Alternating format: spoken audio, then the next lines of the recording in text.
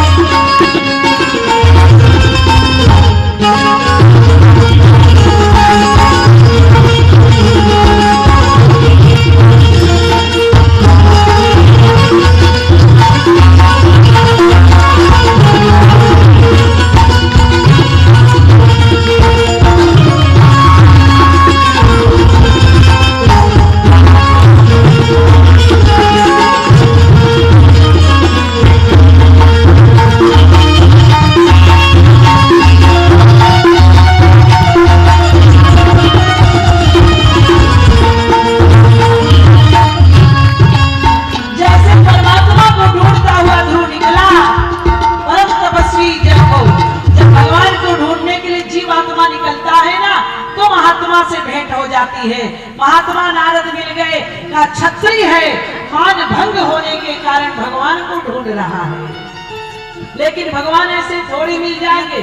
कुछ लोग ऐसे होते हैं ना, ऐसी भक्ति करने वाले, आपने देखा होगा कि घर परिवार में रहते, पति पत्नी में, भाई भाई में, और परिवार में अगर कोई विवाद हो गया तो कहते छोड़ो यार झंझट, इन्हीं के लिए मैंने जीवन बिताया, आज अंत में क्या मिला मुझे, चलो मैं जाता हूँ अयोध्या वृंदावन, वहीं जाकर भजन करूंगा। यहाँ से चले गए वे बिलासपुर स्टेशन। जब स्टेशन पहुंचे तो 2 घंटा गाड़ी लेट, तब तक रात के 10 बज गए। तब तक नाती का ध्यान आ गया पप्पू का, अरे अब तो पप्पू का सोने का समय आ गया, सोते समय मुझे ढूंढेगा बब्बा बब्बा, और नहीं मिलूंगा तो रोएगा, रोते रोते बीमार पड़ जाएगा, कोई मामला गड़बड़ न हो जाए। वो हो गया। घर परिवार में तो खटपट होता ही रहता है। सो 12:30 बजे लौट के फिर घर आ गए। घर में हुई खटपट, चल बाबा के मठ पर, बाबा ने काटी चोटी, मांग खा बेटा। ऐसी भक्ति तो नहीं कर रहा है ध्रुव। महात्मा नारद ने परीक्षण किया, क्यों बेटा, देखो माता पिता तो डांटते रहते अच्छे कामों के लिए, माँ बाप के वचनों को कोई बुरा थोड़ी मानता है। और जानते हो वो भगवान ऐसे नहीं मिलते ध्रुव, वो तो कई जन्म तपस्या करने पर मिलते हैं, ये थोड़ी के सहज में मिल जाए। तुम उनके चक्कर में मत पड़ो, तुम सीधे यहाँ से जाओ माँ के पास, पिता के पास, इस संसारी चक्कर में पड़ो, तुम भजन करो भगवान का। मैं नहीं कहूंगा, तुम तो संसारी आनंद उठाओ, मानव बनकर आए हो। बड़ा सुंदर उपदेश दिया। ध्रुव ने कहा गुरुजी एक बात बताऊं, बोले क्या, चलनी में दूध दुहे और किस्मत को दोष दे। मतलब एक सज्जन चलनी में दूध दूह रहा था और क्या कर रहा था, किस्मत को ठोक रहा था, किस्मत ही खराब है तो क्या करे। दूसरे सज्जन आए, कहा मूर्ख कहीं के, सुंदर बर्तन में दूध दुहो तो दूध रुके, चलनी में दूध दूह रहे, किस्मत को ठोक रहे हो, तो मतलब क्या है बेटा।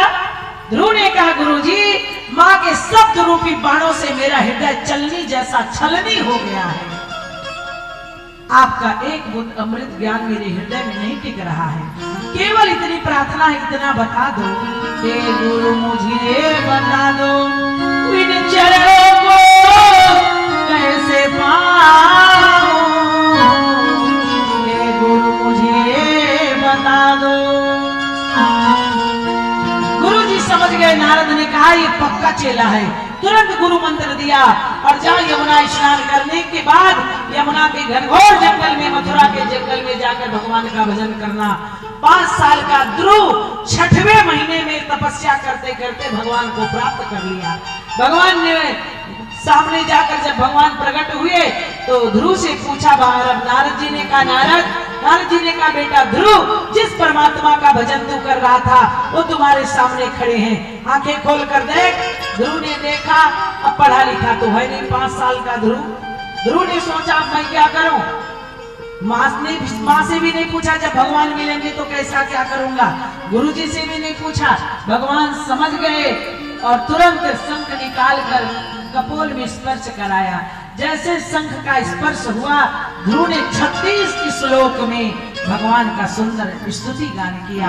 भगवान ने गोद में ले लिया, बेटा इस पिता का तूने भजन किया इसलिए ये गोद तुम्हारा है, मेरा सिंहासन तुम्हारा है, और उस पिता के गोद में तूने जन्म लिया है, इसलिए जाओ वो पिता तुम्हारी प्रतीक्षा कर रहे हैं। 36,000 वर्ष धरती पर राज्य करना, अंत में मेरे धाम को चले आना। जिस माँ ने धक्का मारकर भगाया था, वही माँ जब लौटकर ध्रुव पहुंचा तो धक्का मारने के लिए नहीं, पूरे नगर के लोगों को इकट्ठा करके आरती लिए खड़े थे। बाबा तुलसी ने लिख दिया, क्या लिखा, भूल जा पर कृपा राम की होई, राम पर कृपा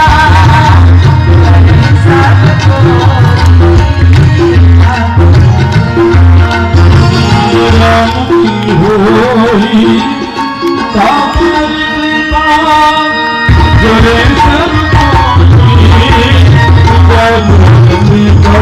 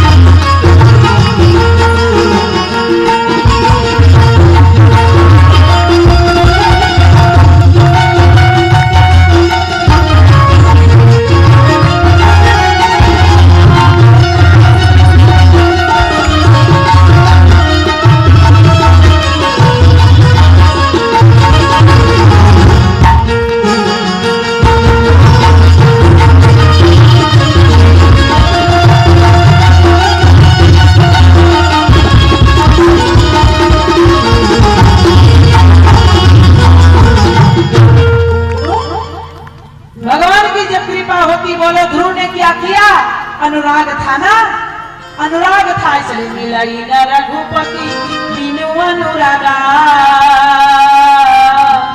किए योग तप ज्ञान विरागा। परमात्मा के गोद को प्राप्त कर लिया 5 वर्ष का बालक अनुराग से। महाराज मनु ने कहा देवी शत्रुपा चलोगी? बोले हाँ महाराज चलूंगी।